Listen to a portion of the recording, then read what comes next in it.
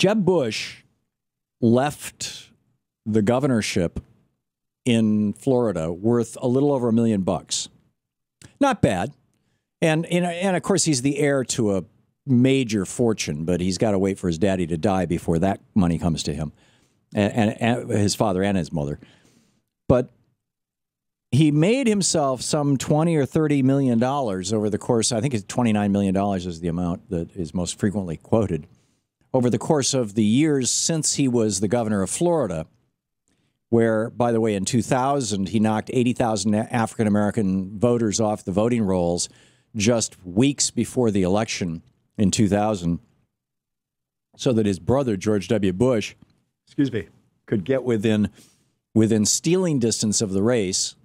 But even with that, it took the Supreme Court to give the presidency to George W. Bush. We didn't find out until a year later, when the New York Times actually counted the ballots, that had the Florida Supreme Court, which ordered that every ballot be recounted in the state, not been stopped by the U.S. Supreme Court, that Al Gore actually got more votes in Florida than George W. Bush did, carried the state, and was the actual legitimate president of the United States. That's the legacy that I think is the most important piece of Jeb Bush's legacy, is that he helped his brother steal an election by disenfranchising African Americans in Florida, and doing it in just a really sleazy way, with a felon list from the state of Texas, where his brother had been governor, by the way. But here it gets even weirder. Politico has a piece by Ken Vogel, who's a damn good writer, by the way, Kenneth Vogel. It's called Jeb's South Korean Sugar Daddy. Every time I see a JEB sign, is it Jeb exclamation mark? I think because it's supposed to stand for John. What's his middle name? It's not Edward. I don't know what the E is. But it's it's John something Bush. His real name isn't Jeb, it's John. But John Ellis Bush, thank you. But, he doesn't, his brother really ruined the Bush name. And I would say his father did too. The original invasion of Iraq. In 1991, Bernie Sanders voted against it and made a speech on the floor of the House of Representatives warning us that this invasion would set up years of wars in the Middle East. And he was, of course, absolutely right. But anyhow, Jeb, as he amassed wealth, reading from Ken Vogel's piece here on Politico, as he amassed wealth after leaving the Florida governor's office, Jeb Bush delivered 10 separate paid speeches to a South Korean metal company that won more than $1 billion in contracts from his brother's presidential administration, according to disclosures released Tuesday. See, I keep telling you, the best investment that you can make in the United States, and there should be an exchange-traded fund. I would love to be able to take my retirement money and put it into an ETF like this, is like, we're going to do an ETF, an exchange-traded fund, where we're going to buy politicians. We could do a Democratic one and a Republican one, right? And, we're just going to invest in politicians on behalf of big corporations. And then we will encourage those politicians to vote in particular ways that will make money for those corporations. And those corporations, instead of kicking back to the politicians like they normally do, they will kick back to the ETF. I still have to work the bugs out. It doesn't quite yet make sense, but the best investment in America right now is to buy a politician. Because they're cheap.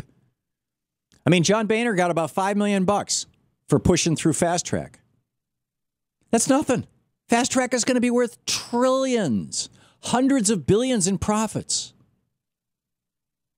Kevin McCarthy got $3 million for pushing through Fast Track. Most of these, the most of the Democrats, the 24 or 28 Democrats who voted for the Fast Track, got just a few $100,000 to do it.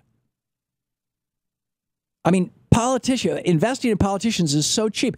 Jeb Bush is only trying to get to be worth $30 million. And his company gives him $1 million to give a speech while his brother is president, and then his brother awards a $1 billion contract to that company. Sweet work, right? Poongsan Corporation. The company, Poongsan Corp, it's a South Korean company. And it's not even like he's like, hey, let's take $1 billion of U.S. money and give it to an American company to do stuff. No, let's give it to a South Korean company. They're willing to give Jeb $1 million. The company Poongsan Corp and its CEO Jin Roy Ryu have been generous patrons of the Bush family over the years, raising about $1 million for the presidential library of Bush's father, George H.W. Bush, while also helping to organize trips to South Korea for Jeb and his presidential relatives. Jeb also worked as an advisor for the investment bank Lehman Brothers, which paid him $1.3 million a year before, drumroll, what happened to Lehman Brothers? With Jeb Bush's brilliant advice that he was paid $1.3 million a year for? They went bankrupt and they started the crash, the great crash of 2008 that happened while his brother was president. It's amazing. Among the entities that paid Bush to speak were dozens of nonprofits, from schools like Cornell to the Mortgage Bankers Association. For the companies on that list, such as pharmaceutical giant Pfizer or a handful of financial firms, landing a Bush speech offers the prospect of access to a powerful political family and the prestige that comes with it. That's especially true for foreign companies like the Indian newspaper publisher HT Media Limited. It paid for Bush to speak in 2007 at the tail end of his brother's presidency at a leadership summit in New Delhi, where Bush was asked multiple times about U.S. foreign policy. According to the Indian news agency, quote, "This is the life of being the brother of the president." Soon after a speech to Poongsan, this was 4 months after he left the governor's office. Soon after that speech, writes Kenneth Vogel, a Poongsan subsidiary called PMX that has headquarters in Iowa. Hey, you want to create jobs someplace in America, do it in an early primary state, right? Where then First Lady Barbara Bush had cut the ribbon in 1992. This Poongsan subsidiary called PMX won a $1 billion contract to supply coin metal to the U.S. Mint over objections from advocates for U.S. manufacturers. Pull those coins out of your pocket and look at them. The metal came from South Korea because Jeb Bush connected this company to his brother, whose administration hired them to provide the, instead of using American metal for our coins, we're using South Korean metal? Really? Because Jeb wanted to make some money? In addition to the coins, by the way, Poongsan manufactures ammunition, Ken Vogel writes, including landmines and cluster bombs that have run afoul of international human rights standards. Wonderful people the Bushes hang out with, isn't it? It's amazing.